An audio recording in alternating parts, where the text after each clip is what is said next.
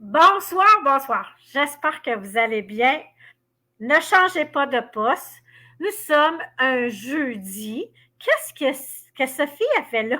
Les entrevues de Sophie un jeudi. Avant, je vais aller voir si on est là pour pas que je parle toute seule. On va aller voir si j'ai partagé dans mon groupe Inspire ta joie et illumine ton chemin. Que je parle toute seule. Ah oui, je suis là. Hein? M'avez-vous attendu? M'avez-vous attendu? OK, je partage. Voilà, c'est partagé. Alors, j'espère que vous êtes en feu. Moi, je suis en feu. Je suis en forme. Je suis vraiment, vraiment, vraiment, vraiment contente de recevoir mon invité ce soir. Ceux qui me suivent depuis le 24 avril 2024, vous allez peut-être la reconnaître. Oui, ça a été ma première invitée dans les inspirations, dans le temps, c'est les inspirations de Sophie, mais dans les entrevues de Sophie, c'était ma première invitée et on a parlé de son histoire inspirante, on a parlé semi-voyante, elle nous a parlé de toute sa technologie, puis on avait dit à la fin qu'on voulait se revoir parce que elle écrit des livres et j'avais le goût qu'on en parle. Et on ne sait pas, on se disait ça tantôt, son côté spirituel, elle aimerait ça qu'on en glisse un mot aujourd'hui, qu'on partage un peu plus. Alors, mon invitée, c'est Amélie Carrier. Je la fais apparaître avec ma baguette magique. Alors, je t'invite, ma belle amie, à venir nous rejoindre. Voilà! Bonsoir! Hey, j'avais oublié de t'ouvrir le son. Bonsoir, Sophie. Bonsoir, tout le monde. Merci de l'invitation. Ben, ça me fait plaisir. Écoute, on est connectés, nous autres. C'est spécial, hein, parce que on se disait tantôt, quand on a rentré en contact ensemble, après, on trouvait pas de date disponible. C'était très loin. Puis, à un moment donné, j'ai eu une annulation. Puis là, j'ai rentré en contact avec toi. Puis, oups, ça a donné le 24 avril 2024. Puis là, ce soir, ben encore là, c'était il y a 3 semaines. J'ai dû annuler parce que c'était force majeure. Il y avait une pierre au rein qui a décidé qu'elle sortait cette journée-là. On aurait dit ça aujourd'hui. Alors, Amélie, es-tu prête? Es-tu prête à nous raconter un peu ton histoire côté spirituel? On va y aller aussi avec ça. Je vais te laisser faire une ouverture de qu'est-ce que tu veux parler, puis on va échanger ensemble.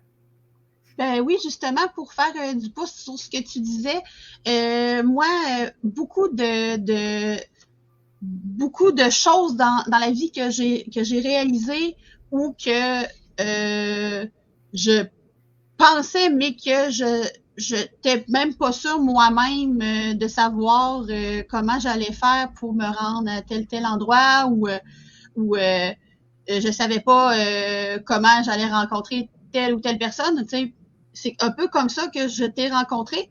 Puis c'est comme avec une force à l'intérieur de moi. Depuis que je suis toute petite, je sens une force en moi qui me fait avancer puis qui me fait aller vers les gens. Puis ces gens-là, souvent, ils sont isolés, puis c'est des personnes justement qui ont un grand bagage de souffrance. Puis déjà à l'âge de 6 ou 7 ans, ma première amie, ben c'est dans ce contexte-là que je l'avais rencontrée. J'étais allée vers elle, puis j'avais senti comme sa souffrance, mais je sentais, on dirait, à l'intérieur de moi, toute toute la qualité de son être, que justement, elle avait été probablement blessée, puis tout ça. Donc, c'est comme ça que j'ai rencontré cette personne-là. Puis justement, à l'âge adulte, comment j'ai rencontré la première personne avec qui j'ai fondé mon entreprise, parce que je suis réviseur, puis je me suis lancée à mon compte en 2018. Ben, comment j'ai rencontré cette personne-là, Alexandra? Ben, c'est par une longue série de synchronicités. À un moment donné, ben j'étais toute seule à l'Université Laval. Je venais de changer de programme, puis j'étais toute seule justement avec ma canne blanche, puis j'avais de la misère à me retrouver, tout ça, puis il y avait eu une panne de courant. Puis justement, cette fille-là, ben j'avais entrevu cette personne-là qui s'est envenue vers moi, puis on dirait qu'elle avait été attirée vers moi comme un aimant.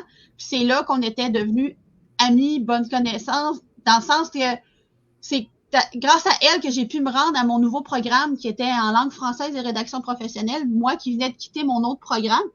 Puis c'est là que j'ai su qu'on allait au même cours, puis elle m'a dit, ben oui, je vais venir t'aider pour... Ben, voyons donc, quand on dit que les gens n'arrivent pas pour rien dans notre vie, là, c'est vraiment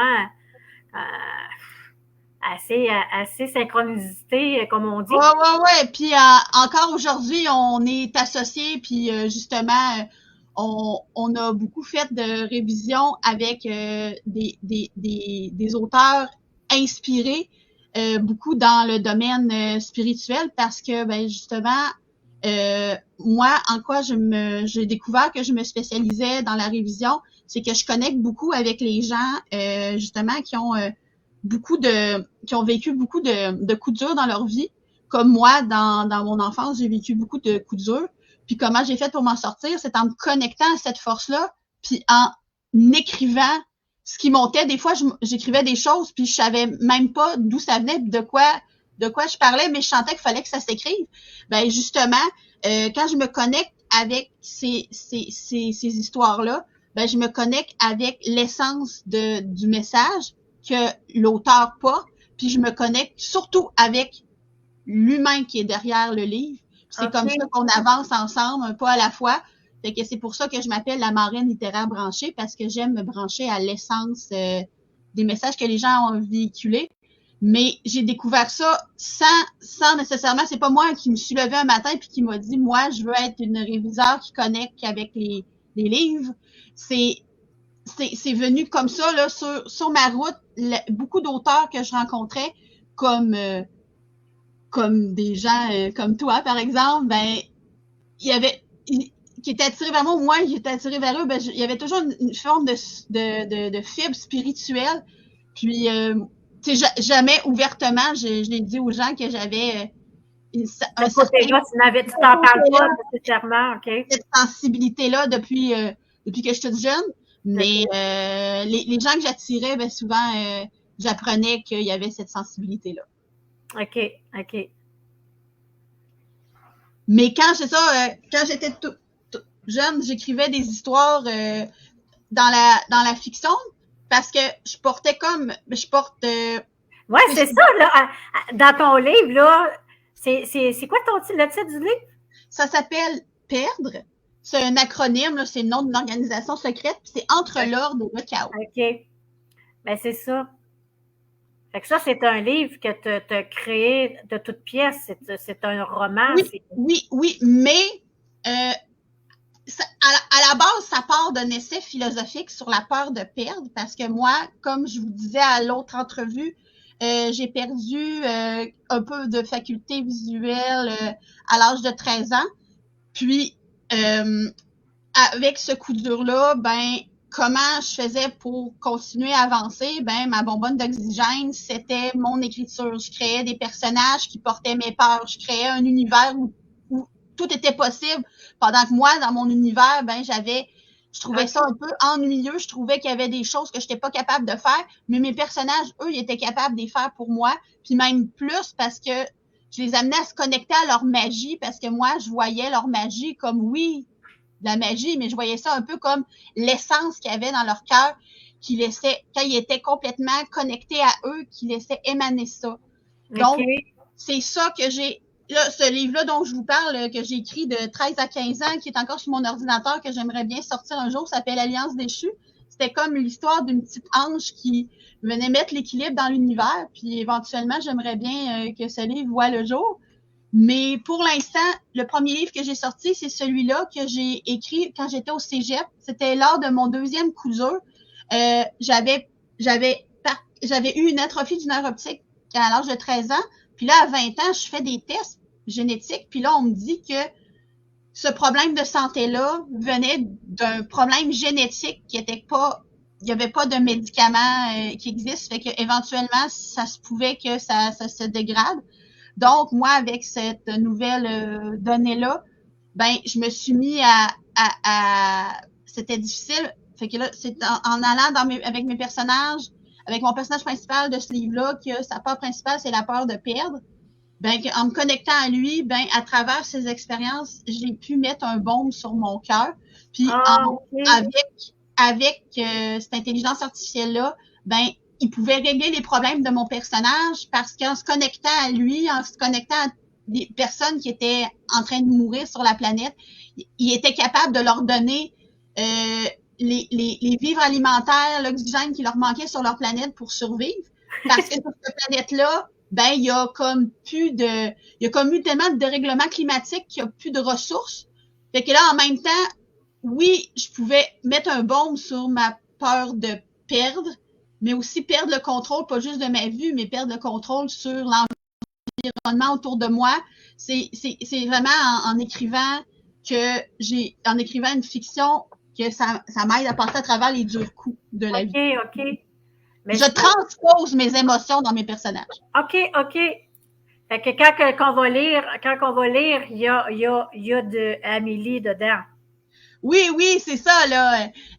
Puis, tu sais, ce que vous allez sentir, c'est que mon personnage, lui, il a comme, tu sais, au début de sa quête, tu sais, il se sent comme pris, il est comme en otage à l'intérieur de lui. De lui-même, il y a du monde qui le contrôle dans sa tête, qui le contrôle à l'extérieur de lui, qui le contrôle. OK. Il se sent comme confiné en lui-même, puis il est comme pas le maître de sa vie.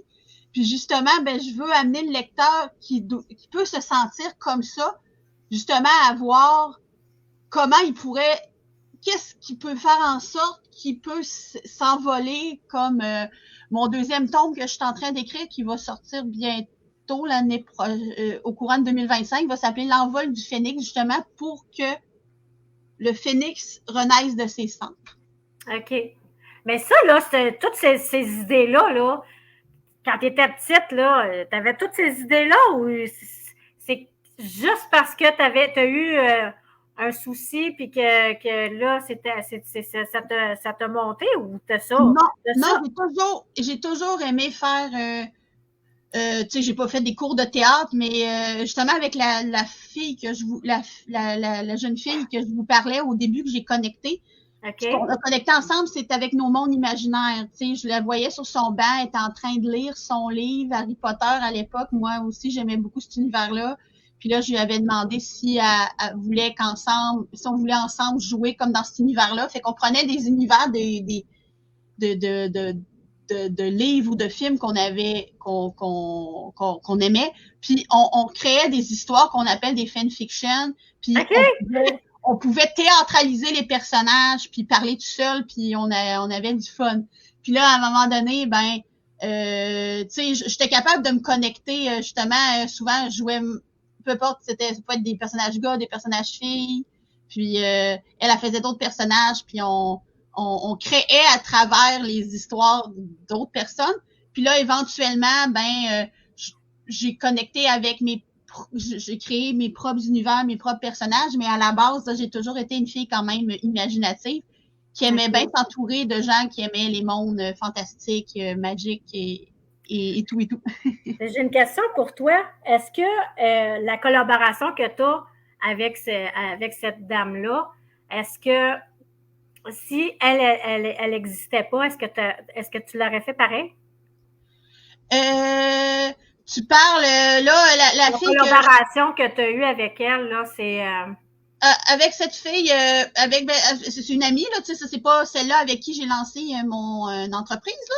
Ça, OK, c'est deux personnes différentes, là. Oui, on parle. Oui. OK. Pour ce qui est de mon entreprise, je vous dirais que justement, on s'entraide mutuellement, vraiment dans le sens que moi, je suis beaucoup je suis la coach, celle qui se branche avec les auteurs, tout ça. Puis elle est plus un peu, elle elle fait d'autres tâches un petit peu. Et chacun vos forces. Dans le fond, c'est ça. Elle est plus un petit peu plus terre à terre que moi, fait qu'elle. Ah! C'est moi qui ai peut-être elle a une sensibilité quand même, mais c'est un peu comme moi qui va connecter avec l'auteur, puis elle va justement, se connecter aussi au texte parce que elle, mettons que moi, prenons par exemple mon histoire, c'est elle qui l'a corrigée. Puis à un moment donné, on parle du peuple. Tu sais, ma planète s'appelle Immemoria, puis le peuple c'est des Immémoriens. Puis elle, j'avais pas mis de majuscule à de peuple-là. Puis habituellement quand on dit mettons un Canadien, ben faut mettre une majuscule. Ben là, elle m'a dit ben un Immémorien, ben faut que tu mettes une majuscule. Fait que elle, c'est elle qui vient. Tu sais, elle va être capable de grammaticalement, de côté orthographe, vocabulaire, est capable de faire son switch dans sa tête puis se connecter tellement au texte de l'auteur fictif qu'elle va être capable de connecter avec la grammaire traditionnelle, mais de se connecter avec le texte pour que ça ait du sens. Fait que maintenant, je donne un exemple, là, que moi, j'écris un livre, là, puis là, je t'envoie mon livre. Toi, tu me connectes, mais elle pourrait comme corriger certains mots qui pourraient être plus punchés ou... ouais, ben justement, un peu côté des fautes de français. Elle va pas juste rajouter des S, là, elle va aller voir là, justement, puis elle dira pas, mettons, ce mot-là, il n'existe pas, change-le. Ou elle va prendre le mot, puis elle va réfléchir comment la langue française fonctionne, puis elle va adapter elle va se connecter à ton vocabulaire, puis elle va corriger ce qu'il y a à corriger pour que ça s'intègre bien à la langue française. Hein? OK. Fait que dans le fond, vous avez uni vos forces. Toi, tu as une force, t'as une force dans un domaine. Elle c'est ça, la collaboration. Moi, je pense que je crois sincèrement à la collaboration aujourd'hui. C'est tellement important. Justement, on va chercher les forces qu'on n'a pas. Au lieu de se taper dessus en dire, ben, j'ai pas ça, puis des fois, on laisse tomber. Mais en allant chercher des collaborateurs, ben, c'est ça, on unit les forces qu'on n'a pas. C'est ça. Mais les deux, on a cette qualité-là de respecter vraiment l'essence du texte des auteurs. Puis, notre but, c'est de faire rayonner la nature du livre et non de le dénaturer. Oui, parce que j'entends souvent dire ça. Mettons, quelqu'un qui crée une histoire, puis les auteurs veulent changer, dénaturer l'histoire, parce que là, ils vont dire, ben, ça serait donc plus joli de même, puis si tu faisais... Mais là, ça dénature toute vraiment l'image que l'auteur, le créateur voulait. Exactement. Tu sais, on donne des propositions, mais tu sais, si jamais il y a une proposition que la personne, que l'auteur veut pas, ben on lui dit pas, oh non, là c'est un anglicisme, enlève-nous ça. Tu sais, on va lui dire, ben écoute, c'est le mot qui convient pour ton texte, fait que c'est correct. C'est toi le chef d'orchestre de ton livre. Ouais, c'est ça. OK. Fait que ça, c'est au moins les gens qui regardent et qui ont l'intention. Parce qu'aujourd'hui, on fait ça. C'est pour donner le goût. Je pensais jamais de dire ça, mais d'avoir le goût d'écrire. Puis des fois, on ne sait pas par où commencer. C'est ça. Exactement. On ne sait pas par où commencer. On part de où? Ben moi, justement, comme marraine littéraire, qui, justement, c'est quoi une marraine littéraire? J'ai eu une... Ben, en fait, moi, je suis réviseur de formation, puis marraine littéraire, c'est un programme qu'une coach qui a 8 ans d'expérience comme coach littéraire, puis qui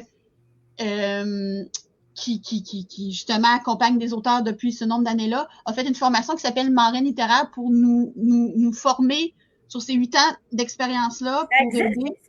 C'est des cours. Il y a des cours qui se donnent pour être marraine? Ben, c'est une formation privée sur Internet. C'est pas un cours à l'université, ça, là. OK. Mais puis je suis encore en collaboration avec tout ce groupe-là, puis cette femme-là qui nous a transmis ces pépites. Puis ben justement, moi, j'avais déjà en moi ce potentiel-là que je sentais. Ça fait longtemps que je voulais accompagner les auteurs. Je voulais pas juste être cachée dans mon bureau au gouvernement puis corriger des documents. Moi, l'imaginaire m'a toujours plu, puis même si on me disait que d'habitude, faut réviser tel document, ben j'ai dit non, moi, je veux accompagner les auteurs. C'est ça que je chantais. Fait que j'ai tenu à ma tête, puis c'est vers cette direction-là que je me suis rendue. Puis justement, ben comment on part pour écrire un livre? Ben justement, c'est en se connectant, c'est bête ce que je vais dire, mais c'est en se connectant à cette essence-là. C'est en ce qui monte, même si on sait pas la structure au début quand on est des fois quand il pousse quelque chose, la première chose que tu dois faire, c'est vraiment écrire ce que tu ressens. Puis éventuellement, une fois que tu vas écrire ce que tu as ressenti, là, tu peux, pour pas aller dans toutes les directions, tu prends ce que tu as décrit puis tu essayes de faire un canevas minimal pour dire, bon, ça mettons, c'est mon personnage ou c'est moi, le personnage. Puis qu'est-ce que tu veux raconter pour justement, si on parle de quelqu'un qui raconte son histoire, quelle perle de sagesse je veux donner à mon lecteur quand il va me lire. Qu'est-ce que je veux qu'il retienne de mon histoire, autre le fait qu'il va lire mon histoire, mais qu'est-ce qu'il va retenir de mon histoire? Mais ça, avant de se poser cette question-là, ce qui vibre en dedans de toi, c'est ça que tu écris en premier, c'est ce que moi puis ma coach Maureen appelle le jet du cœur. Tu te connectes à ton cœur. J'aime ça, le jet du cœur. C'est le premier jet du cœur. C'est bon. Ouais. Par la suite, là, tu t'entoures d'une équipe avec l'aide, évidemment, d'un canevas minimal pour aller ensemble dans la même direction. Ben, avec ton équipe, tu peux, justement, ils vont pouvoir te laisser des commentaires pour voir si, justement, en lisant, est-ce qu'on sait t'es où? Est-ce que tu pourrais pas pousser un petit peu plus telle explication ou telle explication? Est-ce que on sent que c'est superflu, que ça aide pas le sujet? Tu sais, recadrer un peu le livre, mais sans le dénaturer. Puis ce qui est important pour pas dénaturer, ben, c'est que justement, des coachs comme moi, on peut se rencontrer puis justement discuter du projet de la personne. Puis si jamais l'auteur sait pas comment justement faire son canevas, ben en parlant du concept, on peut faire un brainstorm ensemble pour donner des idées à l'auteur.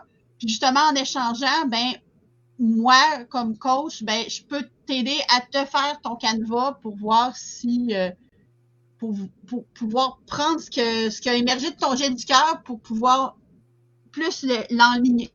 Ben, c'est ça, mais c'est parce qu'il y en a qui veulent, parce que il y en a qui l'écrivent en roman, il y en a qui veulent vraiment, c'est là au départ, on doit savoir dans quel sens qu'on veut le mettre, on le veut-tu? Oui, exactement. Une histoire, ma propre histoire, mettons, je vais avec ma propre histoire. Est-ce que je crée des personnages?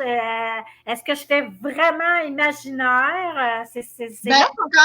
Quand on peut s'inspirer de notre histoire puis créer ce qu'on appelle une autofiction, créer des personnages qui vivent un peu des genres d'expériences comme tu as vécu, mais à travers, t'inventes des affaires. Donc, le lecteur, il sait plus ce qui est le vrai du faux. Ah, c'est bon ça! Hey, ça, c'est ce qu'on appelle une autofiction. Ce que je t'appelais tout à l'heure, si tu lis ça, tu sauras pas ma vie. Mais même quand tu écris une fiction, ça part pas de l'univers interstellaire, là. Ça part de ce que tu ressens, de ce que tu as vu. Il y a beaucoup de mes personnages, j'en parle à mes amis, puis ils se disent, tu t'as pris telle personne pour t'inspirer, ou un des méchants dedans, puis je vous dis pas c'est qui, je vous laisse découvrir.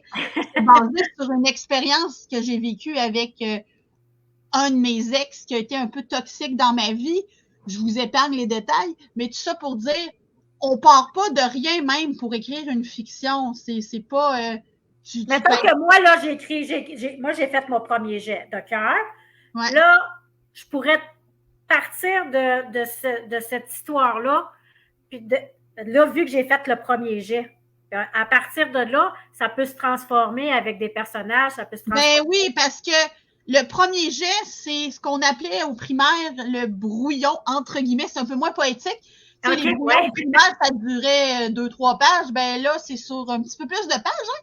Mais qu'est-ce qu'on faisait après le brouillon? Ben, on faisait le propre. Fait qu'après ça, ben, il y a plusieurs réécritures qui peuvent se faire. La première réécriture, ben, c'est justement pour mettre un peu plus de clarté dans ton propos.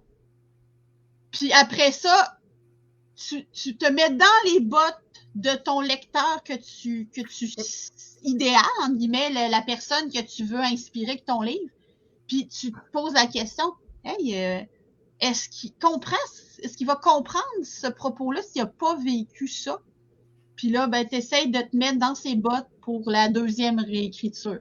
Puis justement, ben, ce principe-là de relecture-réécriture, il y a beaucoup d'auteurs qui font ça par eux-mêmes, c'est un travail d'arrache-pied, mais justement, les littéraires, nous, on peut vous aider à faire des premières relectures, puis vous guider dans vos premières réécritures pour que ben la montagne vous semble un petit peu moins élevée. Oui, c'est vrai, parce que quand on est toute seule avec soi-même, ça paraît des montagnes, puis c'est des fois, sûrement, il y en a qui laissent tomber à cause de ça.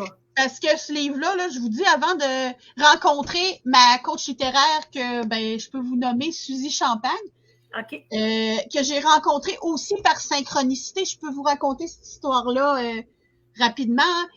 Dans le fond, c'était au début du confinement. Moi, j'étais réviseur, comme je vous l'avais dit.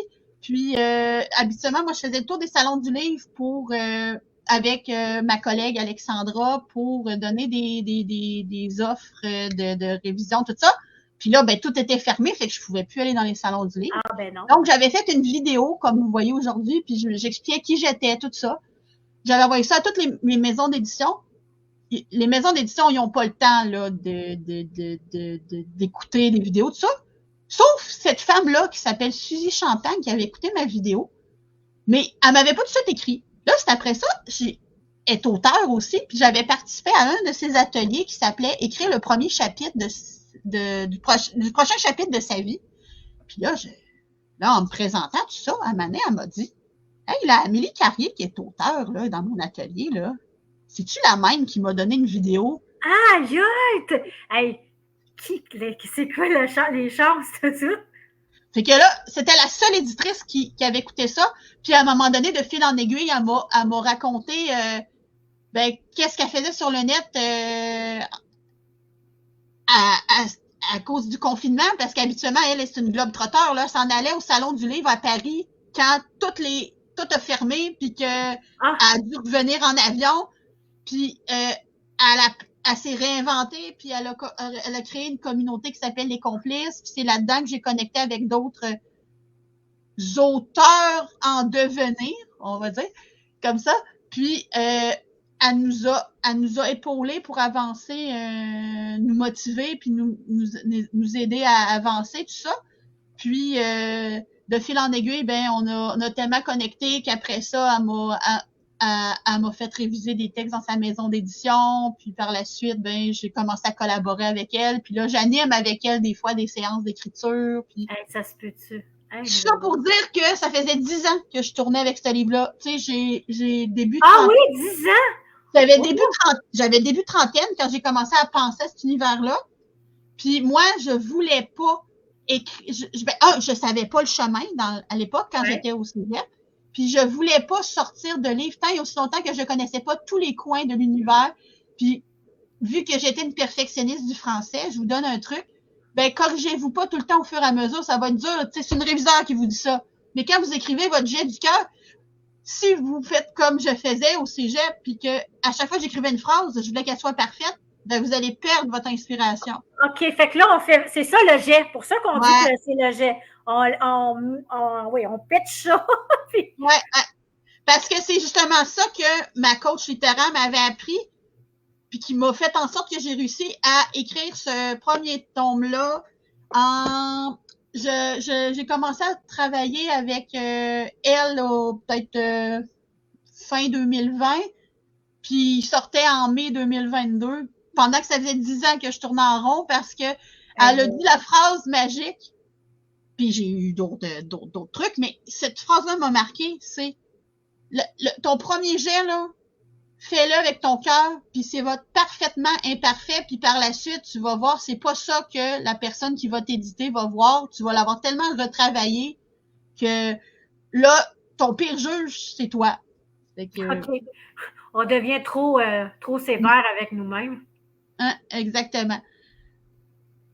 Puis souvent, quand vous voyez des fautes dans des livres sur des tablettes, je vous jure, il y a tellement de monde qui touche à un manuscrit avant qui tombe qui tombe dans vos mains, là, que ça se peut que là, des fois, il y ait des petits trucs qui restent, là, mais ça, c'est pas nécessairement à cause du premier réviseur qui a touché. Ah non? Je te dis, là, c'est une chaîne, cette histoire-là. Ah oui, c'est... C'est pas un travail à la chaîne comme à l'usine, là, mais on s'entend que un doit, tu sais, l'auteur écrit son texte, après ça, ça va dans les mains d'une première révision, après ça, tu sais, avant ça, tu sais, il y a un comité de lecture qui peut avoir vu, après ça, il y a un réviseur, puis après ça, c'est l'éditeur, puis après ça, il y a le distributeur.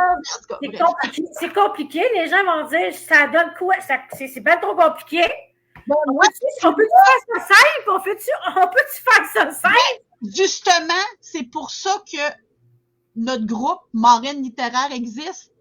On vous permet d'avancer dans votre projet avec le moins de contractions possible, dans le sens que pour les détails plus complexes de l'industrie, nous, on essaye de vous vulgariser ça puis de vous rendre ça le plus simple possible.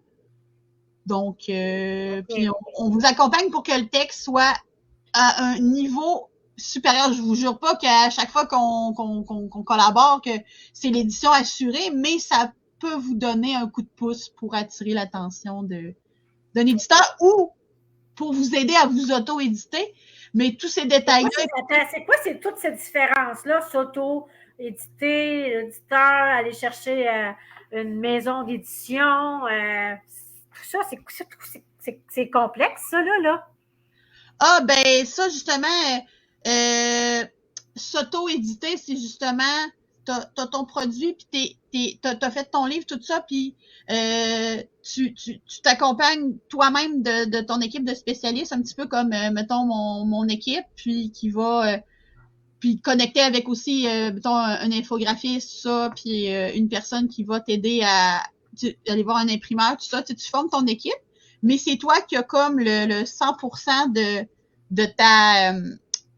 c'est toi qui 100% chef de ton projet, pendant que quand tu vas chercher un éditeur, lui... tu remettre dans ses mains, puis c'est lui... Ouais, lui, il va te faire un clé en main, puis il va sûrement te dire de changer tel truc pour être accepté, mais c'est lui qui va faire...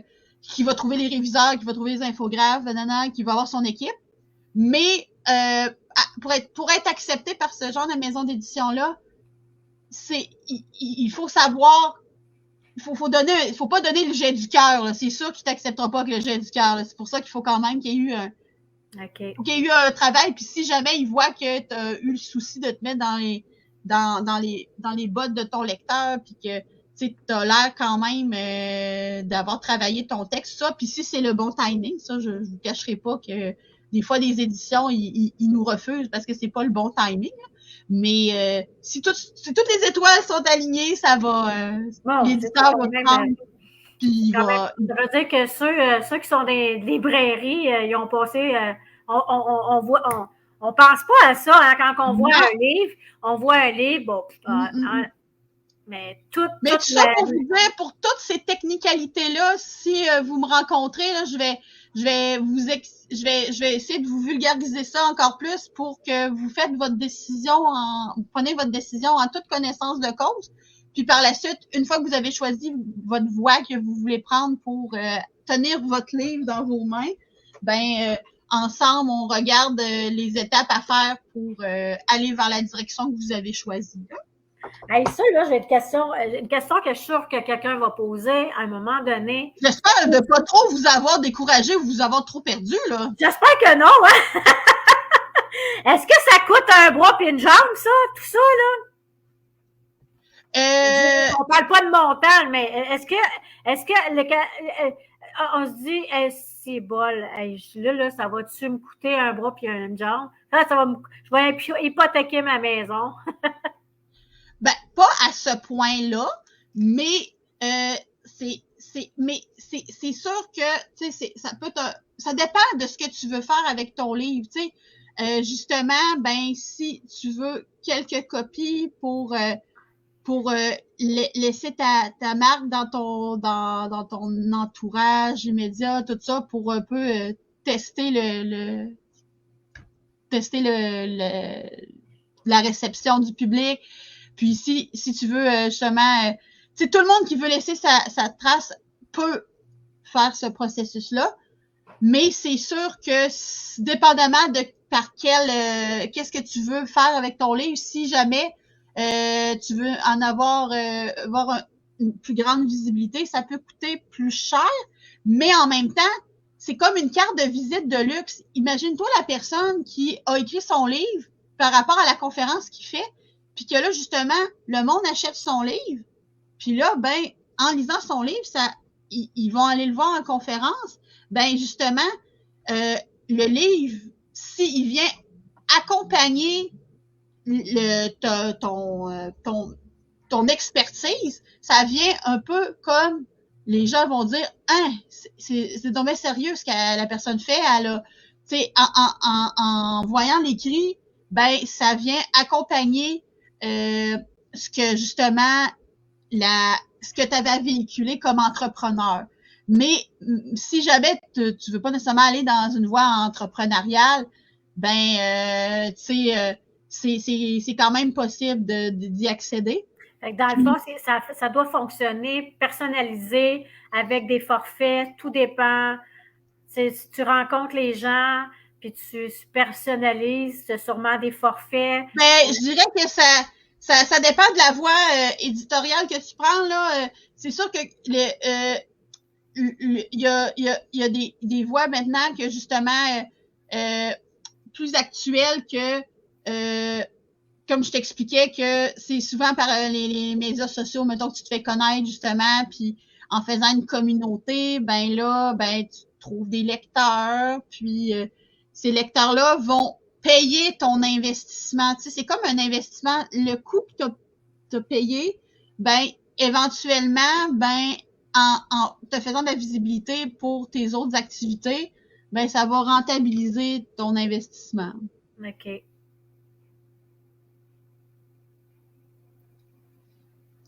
Fait que puis sinon, ben dans la voie plus traditionnelle, il y a des maisons d'édition. Si tu réussis à avoir une maison d'édition plus traditionnelle, clé en main, ben eux, c'est sûr et certain que c'est eux qui payent pour l'édition, mais il faut quand même que ton texte soit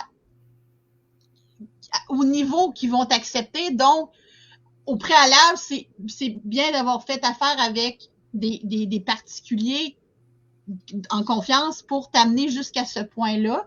Pendant que quand tu fais plus l'auto-édition, ben c'est toi qui vas tout payer pour l'investissement, mais en même temps, par la suite, quand tu vends ton livre, ben tu as tout le prix de ton livre, puis tu vas pouvoir aussi te faire tu vas pouvoir rentabiliser l'investissement en vendant ton livre. Pendant que quand tu passes avec une maison d'édition plus traditionnelle, tu remets une bonne partie à ton... Ouais, eux, ils te chargent pas pour l'impression, pour toute l'équipe, mais eux, ils se gardent beaucoup de pourcentage de la vente de ton livre, là.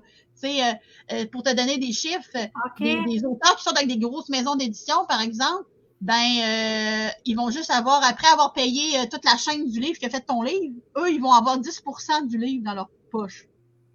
Fait qu'à peu près 2,5 $, mettons, pour un livre de 25$.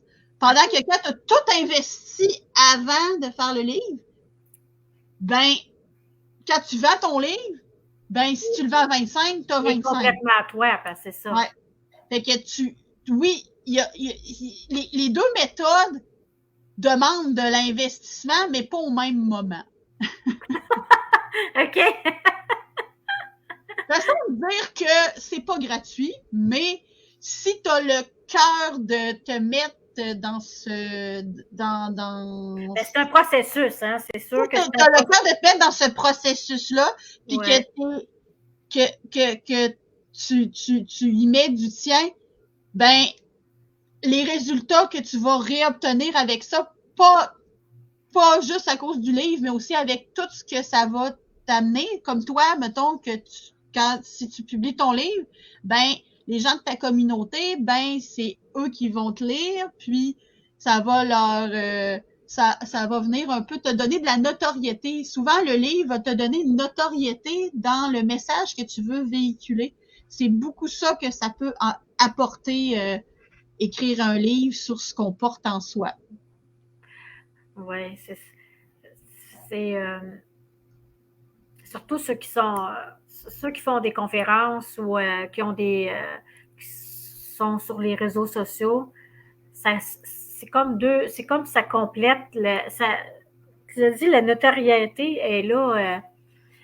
Ce que tu véhicules, si mettons, je sors quelque chose qui n'a pas rapport à moi, puis tu essaies de vendre, mettons, je veux vendre l'inspiratrice de joie, mais j'essaie de vendre une chose de guerre. Là, je véhicule pas la même affaire pantoute. Mais chaque livre a son lecteur, donc c'est à force de, tu sais, à force de creuser pour voir c'est qui ton lecteur, tu trouves où est-ce qu'il se tient. Puis justement, si tu prends la voie un peu moins traditionnelle, que tu t'es toi-même édité, tout ça, ben là, en vendant tes livres, exemple, mettons quelqu'un aurait écrit un livre sur le burn-out, puis là, ben, il vend ça à du monde dans les cliniques. Ben là, la personne qui a eu un burn-out en lisant le livre va dire « Ah ouais, cette personne-là, elle a vécu ça, elle aussi. » Puis « Ah ouais, elle fait ça dans sa vie. Elle peut nous écouter à propos de ça, puis nous aider à nous remettre sur pied. » Donc, c'est comme ça, là. Tu sais, oui, il y a les réseaux sociaux, mais aussi sur le terrain, là, tu peux aller justement dans le milieu naturel, voir où est-ce que ton lecteur se tient. Puis justement... si tu as une diffusion en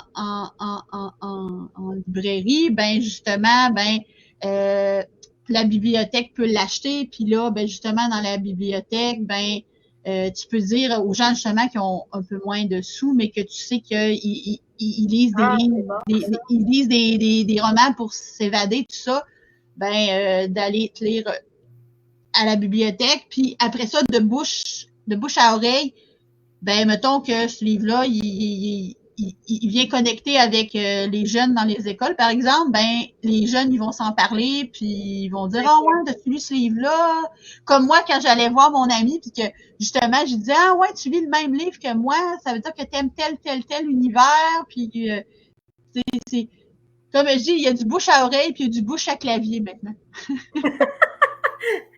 C'est pour ça que c'est important de savoir à qui s'adresse. À qui tu veux que ça s'adresse? Oui, exactement. C'est ce qu'on appelle dans notre gros jargon marketing un persona, mais justement, il faut regarder à qui ça s'adresse parce que il y a l'auteur, il y a le lecteur, puis entre les deux, il y a le lien qui les unit. Donc, oui, on écrit ça souvent d'abord pour se faire du bien, mais si on veut vraiment parler au lecteur, ben là, avant de donner à un éditeur ou avant de t'éditer, il faut se mettre dans les bottes de notre lecteur. Puis pour savoir c'est qui notre lecteur, il y a des fiches, il y a des questions qu'on peut se poser. C'est un monde quand même intéressant. Puis moi, j'aime bien ça, me mettre dans la peau des potentiels lecteurs puis aider l'auteur à trouver son lecteur. Oui, à se démarquer puis vraiment savoir à qui il s'adresse. On arrive à la fin, hein, ça a passé vite. Oui. Clairement, puis comme je vous dis, j'espère que je vous ai pas fait peur. C'est sûr que quelqu'un qui pense d'écrire, ben avant d'avoir peur de rentrer en contact avec toi, tu vas sûrement les rassurer. Moi, c'est ça que j'ai envie de laisser comme conseil, c'est avant de, si vous avez l'idée d'écrire un livre, avant de dire, avant déjà de dire c'est trop compliqué, de rentrer en contact avec toi, puis tu vas aller reprendre à un, puis tu vas pouvoir expliquer les étapes plus clairement. Oui. Là, on a fait ça en gros comme ça, mais personnellement, sûrement, quand ils vont rentrer en contact avec toi, tu vas pouvoir les expliquer puis les accompagner. Oui. Vous pouvez m'écrire pour ça au info@améliecarrier.com, pas d'accent, puis on pourra justement se trouver un rendez-vous. Je fais des appels découvertes gratuits pour justement voir, pour connecter à votre projet, pour voir justement c'est quoi que vous avez besoin, puis où est-ce que vous êtes rendu dans votre processus, puis pour que je vous guide pour les prochaines étapes ou que je vous guide vers les bons intervenants que vous allez avoir besoin dans le processus. Si cette expertise-là, je l'ai pas, mais je suis capable de me brancher à votre projet, que vous allez me parler pendant cet appel découverte-là, puis je vais pouvoir voir ce quoi vous avez besoin pour la suite. Puis, premier conseil, j'ai du cœur. Avant de tout vous dire, oh non, qu'est-ce que cette dame-là m'a dit, je veux plus écrire, je laisse mon...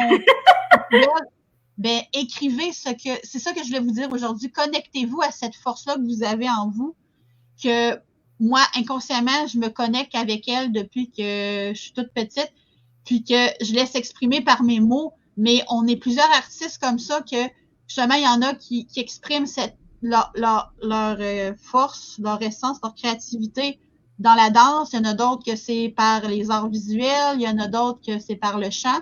Moi, mon art, c'est les mots. Puis, ça me fait plaisir de partager cette force-là avec vous pour que vous aussi, vous puissiez inspirer votre lecteur pour peu importe que ça soit votre récit de vie ou une fiction basée sur votre récit de vie ou même une fiction, ensemble, en faisant un brainstorm, on peut avancer plus loin. Mais première chose à faire, j'ai du cœur. Si vous avez une chose à retenir aujourd'hui, c'est ça. Le jet du cœur, puis on corrige pas. On lance nos choses, on écrit. La première fois que j'ai écrit mon livre, puis quand je l'ai envoyé à ma collègue réviseur, j'ai dit, bon, ça y est, elle voudra plus que je travaille pour elle. C'est bourré de fautes, c'est dégueulasse. Ah oui! Okay. Ben, pas tant que ça, je veux dire, il y avait pas tant de fautes que ça, mais moi, je me jugeais, je me disais, pour moi, mais non. Elle a dit, ben non, t'as écrit ton jet du cœur, c'est ton livre. Là, justement, c'est moi qui viens mettre, parce que dans le cerveau, on a le côté plus intuitif, puis on a le côté plus rationnel. Puis quand on est en correction, on est plus dans le côté rationnel. Puis quand on est en train d'écrire justement ce qui monte en nous, on est plus dans notre côté intuitif. Intuitif, OK. Ce que ma coach appelle le féminin sacré pour l'intuitif et le masculin sacré pour le côté plus rationnel. On a les deux en nous. Okay. Ben justement, ben si on essaye de faire les deux en même temps, ben il va y avoir des chicanes. On va s'astiner.